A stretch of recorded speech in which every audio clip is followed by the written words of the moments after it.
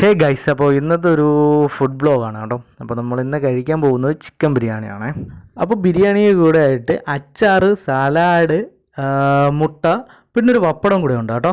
180 രൂപയാണ് ബിരിയാണിക്ക് റേറ്റ് ആയത് ഗൈസ്. പിന്നെ അത്യാവശ്യം നല്ല ക്വാണ്ടിറ്റിയിൽ നല്ല ഫ്ലേവർഫുള്ളായിട്ടുള്ള മസാലയിൽ 3 ചിക്കൻ പീസോട് കൂടിയാണ് കേട്ടോ അവർ ഈ ബിരിയാണി സെർവ് ചെയ്യുന്നത്.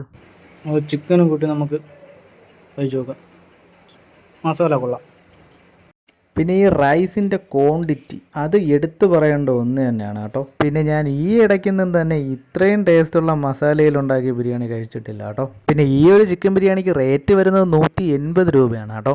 ഈ 180 രൂപയ്ക്ക് ഈ ബിരിയാണി വെർത്താണോ എന്ന് ചോദിച്ചു കഴിഞ്ഞാൽ ഞാൻ പറയും വെർത്താണെന്ന്. അതിനുള്ള മുതൽ ഉണ്ടായിട്ടാണ് ഞാൻ അങ്ങനെ പറഞ്ഞത്.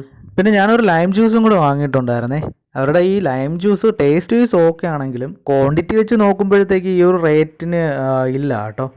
ഇതിലും കുറഞ്ഞ പ്രൈസിൽ ഇതിലും ബെസ്റ്റ് ക്വാണ്ടിറ്റിയിൽ ലൈം ജ്യൂസ് കൊടുക്കുന്ന ഒരുപാട് ഷോപ്പ് എനിക്കറിയാം കേട്ടോ.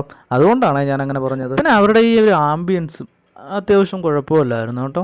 എനിക്ക് പേഴ്സണലി ഇഷ്ടപ്പെട്ടായിരുന്നു. പിന്നെ എല്ലാം നീറ്റ് ആൻഡ് ക്ലീൻ ആയിരുന്നു. അപ്പോൾ ഇതെൻ്റെ പേഴ്സണലായിട്ടുള്ള ഒരു അഭിപ്രായമാണ്. ഇവിടുന്ന് ഫുഡ് കഴിച്ചിട്ടുള്ളവരാണെന്നുണ്ടെങ്കിൽ ജസ്റ്റ് ഒന്ന് കമൻറ്റ് ചെയ്യാം കേട്ടോ.